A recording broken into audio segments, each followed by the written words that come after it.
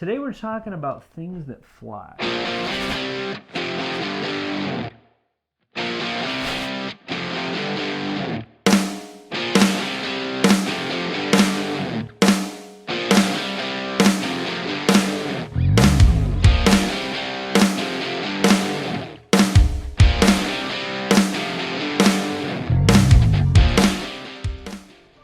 Hey, what's up guys? I'm Dalton from Nerd Creative Agency, and today we are here with Brad Henry, professional drone pilot, FAA certified Part 107 pilot. So Brad is our drone pilot here at Nerd Creative Agency. Anything flying that you've seen from us, it's his. A lot of production companies don't have a certified pilot, and if they do, you know, they've got their license, they go fly a Mavic, and that's it. You do FPV drones. So talk to me about an FPV drone. You know, where has, you know, a viewer, where might have they seen an FPV drone before? And talk to me about that a little bit. Well, FPV stands for first person view. What that is most people are used to drones flying and you have a controller and you have a little screen. With FPV, you actually have basically where virtual reality goggles that you pull over your face and you're totally immersed in the flying experience. Where most people are familiar with it is actually the drone racing world.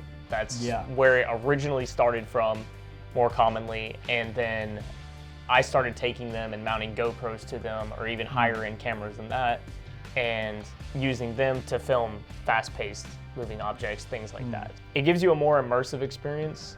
When you have a drone like a Mavic, it's just kind of one-dimensional. It just flies left, right, forward, back. You know, it's very smooth. It just gives the audience like a disconnected feeling from the shot, whereas the FPV drones, the way that they navigate and move through the world, like it really connects someone with. It takes a camera and actually moves it through the environment. How many of the certified, you know, Part 107 pilots are also capable of FPV?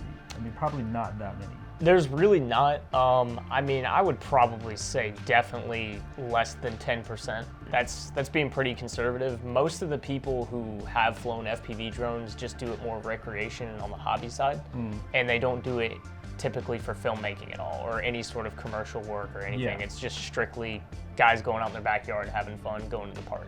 For me, I can build them to be exactly the way I want them to be. I can build them with the motors that I want, to have the right power that I want, for first off. Second of all, they're more durable. They have carbon fiber frames versus the more pre-built ones are just built out of plastic. And finally, like for me, I know what goes into it. I actually personally built the drone. I programmed it. I know what it can and can't do. And I've spent time behind it. Whereas you get into just more pre-bought ones, I mean, it's a dime a dozen. So, you know, you could get a defect, you could get something that's doesn't quite work right or something like that, and then you have to ship it off, and there's just so many different problems. They're also generally more expensive, aren't they?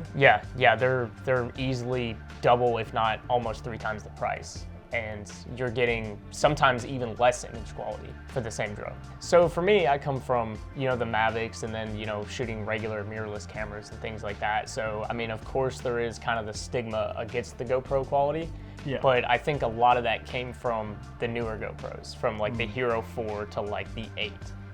And I think as time went on and they came out with the 10, 11, and 12, now the image quality is significantly increased. I mean, you went from a 4K camera to now it shoots higher resolution than some mirrorless cameras. For me, I've just found that the quality is actually reaching an acceptable level where you can mix and match it between, you know, your more professional setups and not really notice it at all. Even the most expensive part on that entire drone is like $30 to $40 for a single part replacement. So when you crash one, you're not looking at hundreds. No, not at all. I mean, I've been out on some shoots where I've filmed, and I mean, I've hit the side of yellow iron, busted an arm, blew out a motor, and it was only $50.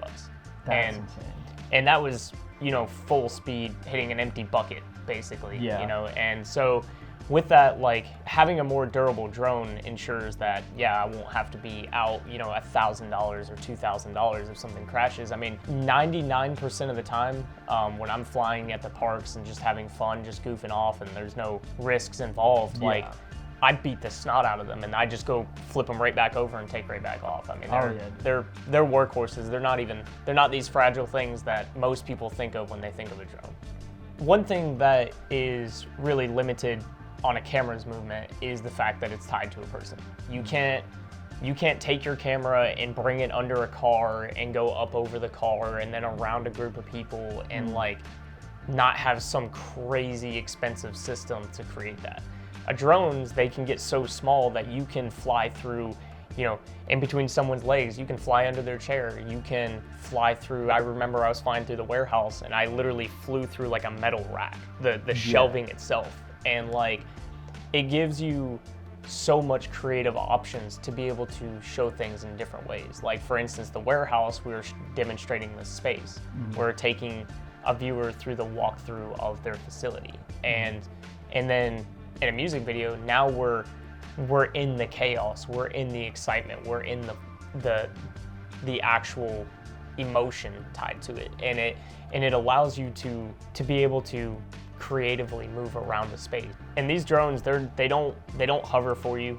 They don't have any sensors or anything that make it easy. They are basically dumb in a sense. Like the props just spin when you arm the button, and everything you do from that point on is in control of the pilot. And that's why there's not a lot of people that do it, because the learning curve to have that skill, the drone doesn't do anything for you. Didn't you tell me you had like some 70 something hours in a simulator before you could fly it? I mean, in real life. There's countless hours I've spent in my yard in simulators, just across the board, constantly flying. Like I said, I mentioned I go to the park and fly when there's no risk or anything like that, and I'm sitting there flipping the drone and doing flips around trees and just all kinds of stuff. And although I don't use that in my commercial side of stuff, it just hones the skill to be more precise and more smooth when I'm bringing that to the commercial or the music video world. Now that we know the basics of FPV drones and Brad's role here at Nerd Creative Agency, check out some of the stuff he's done.